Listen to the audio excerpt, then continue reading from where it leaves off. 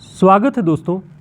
आज के इस प्रैक्टिस सेट में हम पिछली परीक्षाओं में पूछे गए महत्वपूर्ण प्रश्नों को हल करेंगे और एक तरह से ये आपका रिवीजन होगा, क्योंकि बहुत सारे प्रश्न आप पहले से पढ़ चुके होंगे और इनके साथ आपकी एक बार फिर से पुनः तैयारी हो जाएगी।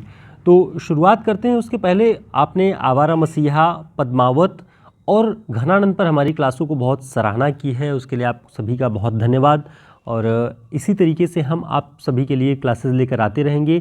जब तक आपकी परीक्षाएं हैं तब तक हम बीच में बने रहेंगे और जो भी आवश्यक विषय होंगे आप सभी कमेंट बॉक्स में ज़रूर बताएं, उसी अनुरूप हम क्लासेस बनाते रहेंगे।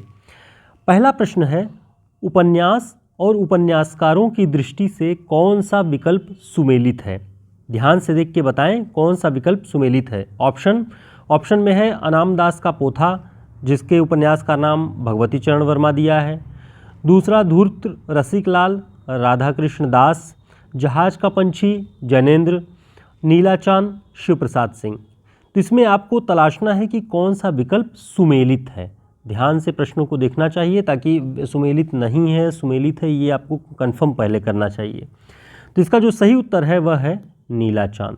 नीला चांद सुमेलित है, शिव प्रसाद सिंह जी का उपन्यास है। अब ऊपर आप देखेंगे कि अनाम दास का पोथा आप सभी जानते हैं हजारी प्रसाद द्विवेदी जी का उपन्यास है।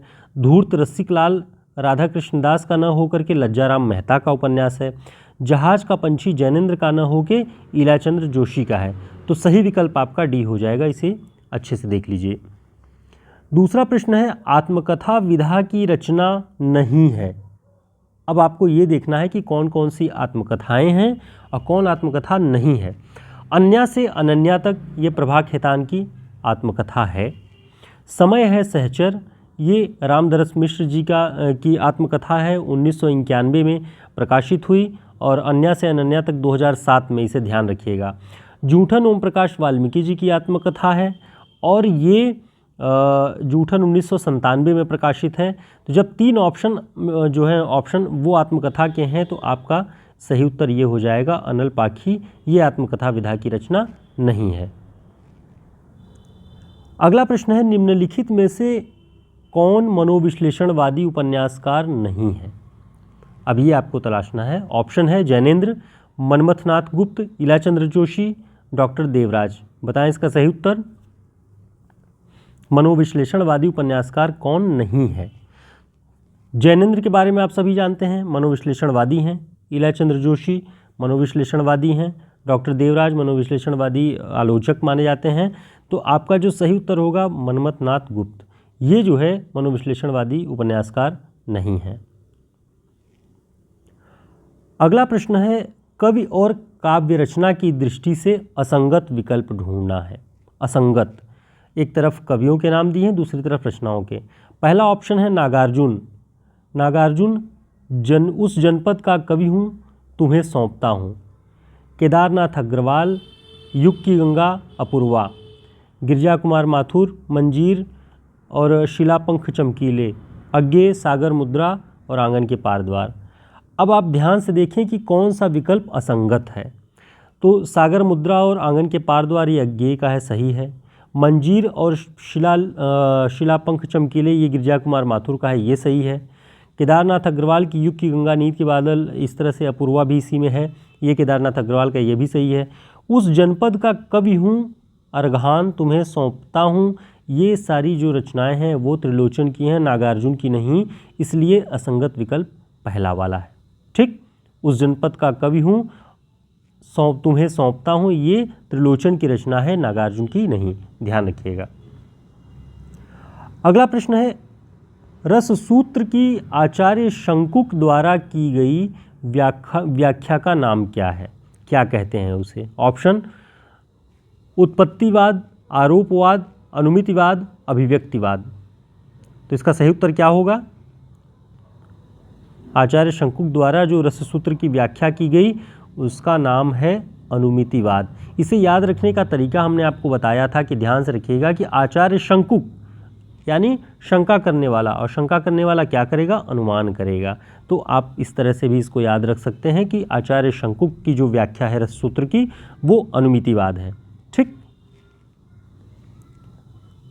दोस्तों इस तरह के सभी नोट्स और प्रैक्टिस सेट आपको हमारे हिंदी साहित्य के शॉर्ट नोट्स में मिल जाएंगे, प्रिंट बुक के रूप में और PDF के रूप में। जो आपको उचित लगे आप हमारे इस नंबर पर संपर्क करके व्हाट्सएप पे इसे ऑर्डर कर सकते हैं। आपके लिए परीक्षाओं की दृष्टि से बहुत महत्वपूर्ण है। असिस्टेंट प्रोफेसर, UGC नेट और TGT PGT सभी परीक्षाओं में आपके लिए बहुत उपयोगी होगी ये। अगला प्रश्न है, आचार्य रामचंद्र शुक्ल ने अपने काल विभाजन में वीरगाथा काल का प्रारंभिक समय क्या माना है? ऑप्शन 990 ईस्वी, 1050 ईस्वी, 993 ईस्वी और 1000 ईस्वी। तो इसका सही उत्तर क्या होगा? वीरगाथा काल का प्रारंभिक समय कब मानते हैं? इसका सही उत्तर है 993 ईस्वी। जब ईस्वी की बात होगी तो 993 और जब संवत की बात हो जाएगी तब 1050 पे आप टिक मार लीजिएगा, वो सही होगा। लेकिन सन की बात आएगी तो 57 कम करके इसमें से 993 ही होता है। अगला प्रश्न है, किस अलंकार में उपमेय में उपमान का अभेद आरोप होता है? उपमेय में उपमान का आरोप तो होता है लेकिन अभेद का मतलब है कि जहाँ पर उपमेय में उपमान का आरोप कर दिया जाए और कोई भेद न लक्षित हो, वहाँ कौन सा अलंकार होगा? वहाँ रूपक अलंकार होता है।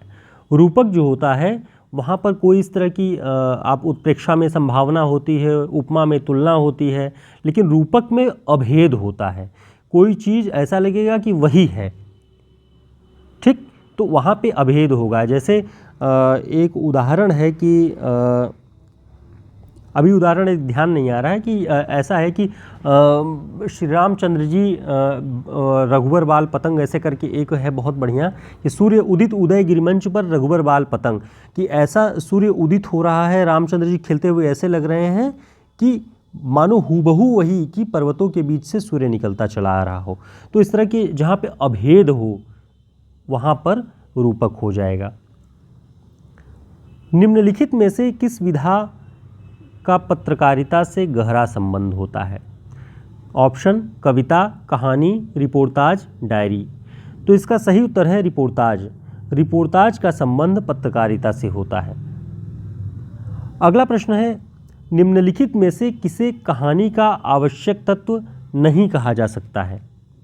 ऑप्शन कथानक में द्वंद्व, असंभव की कल्पना, पात्रों के संवाद, पात्रों का चरित्र चित्रण।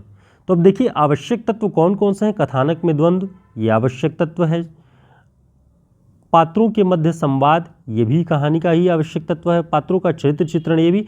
असंभव की कल्पना आवश्यक नहीं है कहानी में, क्योंकि कहानी यथार्थवादी कहानियाँ भी लिखी गई जो कि यथार्थ के धरातल पर हैं, कोई असंभव की कल्पना उसमें नहीं है, तो आवश्यक तत्व नहीं है असंभव की कल्पना कहानी का। अगला प्रश्न है, अमीर खुसरो की रचना कौन सी है? ऑप्शन पहेलियाँ, पदावली, वसंत विलास, इंद्रावती। तो इसका जो सही उत्तर होगा वह है पहेलियाँ। इंद्रावती किसकी रचना है? कमेंट बॉक्स में जरूर बताएं आप लोग। अगला प्रश्न है, आंदाल को किस परंपरा में परिगणित किया जाता है? ऑप्शन सूफी परंपरा, अलवार, नैनार, अष्टछापी। तो इसका जो सही उत्तर है वह है अलवार। महिला कवियत्री, पहली महिला कवियत्री जिसका उल्लेख आदिकालीन साहित्य में उस दौर में मिलता है वो आंदाल थी। आंदाल और मीरा की तुलना की जाती है, जिसे दक्षिण की मीरा कहा जाता है आंदाल को, और ये अलवारों की परंपरा से संबंध रखती हैं। अलवारों की संख्या कितनी मानी जाती है ये भी आप बताएं कमेंट बॉक्स में, तत्काल आपके तत्कालिक परीक्षण हो जाएगा कि आपको कितनी चीज़ें याद हैं। अगला प्रश्न है, निम्नलिखित में से कौन सी रचना केदारनाथ अग्रवाल की नहीं है? ऑप्शन बोले बोल अबोल, कहें केदार खरी खरी, हे मेरी तुम। तो ऊपर की तीनों रचनाएं बोले बोल अबोल, कहें केदार खरी खरी, हे मेरी तुम, मार प्यार की थापें, इस तरह से जो रचनाएं हैं वो केदारनाथ अग्रवाल की हैं। टॉलस्टॉय और साइकिल इनकी नहीं है। अगला प्रश्न है, निम्नलिखित में से मलिक मोहम्मद जायसी की रचना नहीं है? ऑप्शन आखिरी कलाम, अखरावट, रसरतन, चित्ररेखा। तो आखिरी कलाम, अखरावट और चित्ररेखा जायसी की रचना है। रसरतन उनकी रचना नहीं है, रसरतन पोहकर कवि की है, इसे ध्यान रखिए।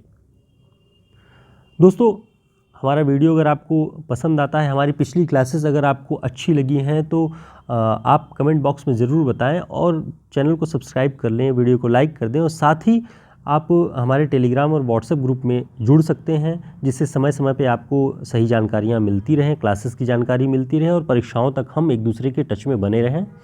इसके लिए ज़रूरी है कि ज्वाइन कर लीजिए आप। अगला प्रश्न है, निम्नलिखित में से रीति मुक्त धारा का कवि कौन नहीं है? तो आप सभी जानते हैं बोधा का नाम, ठाकुर का नाम और द्विजदेव का नाम रीति मुक्त धारा में आता है। ग्वाल कवि रीति ग्रंथकार आचार्य रामचंद्र शुक्ल जी ने रीति ग्रंथकारों की श्रेणी में ग्वाल कवि को रखा है और बोधा, ठाकुर, द्विजदेव, आलम, घनानंद ये सब रीति मुक्त धारा या रीतिकाल के अन्य कवियों की धारा में है। ठीक है। अगला प्रश्न है, कुबेरनाथ राय की रचना नहीं है। ऑप्शन रसाखेटक, प्रिया नीलकंठी, तुम चंदन हम पानी, मराल। तो इसका जो सही उत्तर है मराल। रसाखेटक, प्रिया नीलकंठी ये जो है देखें कुबेरनाथ राय की रचना नहीं है, तो रसाखेटक और प्रिया नीलकंठी और मराल ये तीनों कुबेरनाथ राय की रचना है। तुम चंदन हम पानी इनकी रचना नहीं है, ये विद्यानिवास मिश्र जी की रचना है। तो इसे ध्यान रखें, तीनों रचनाएं कुबेरनाथ राय की हैं, ये कुबेरनाथ राय की न होकर के विद्यानिवास मिश्र जी की है। दोस्तों इस तरह के सभी प्रैक्टिस सेट हम बीच बीच में आपके लिए लेकर के मौजूद रहते हैं, ताकि कॉन्सेप्ट वाले जो अवधारणात्मक हम क्लासेस लेते हैं, चाहे वो हमने आवारा मसीहा के बारे में क्लास ली हो, पद्मावत के बारे में ली हो या सूफ़ी दर्शन के बारे में ली हो, निर्गुण मत के बारे में जो भी क्लासेस हैं, उनके अलावा प्रैक्टिस सेट हम बीच बीच में लेकर के लिए नए प्रैक्टिस सेट जो परीक्षाओं में पूछे गए हैं वो आपके लिए प्रस्तुत करते हैं, ताकि आप अपनी परीक्षाओं की तैयारी का मूल्यांकन करते रहें। फिर हम एक नई क्लास में ऐसे ही मौजूद रहेंगे। तब तक के लिए नमस्कार, शुभकामनाएं।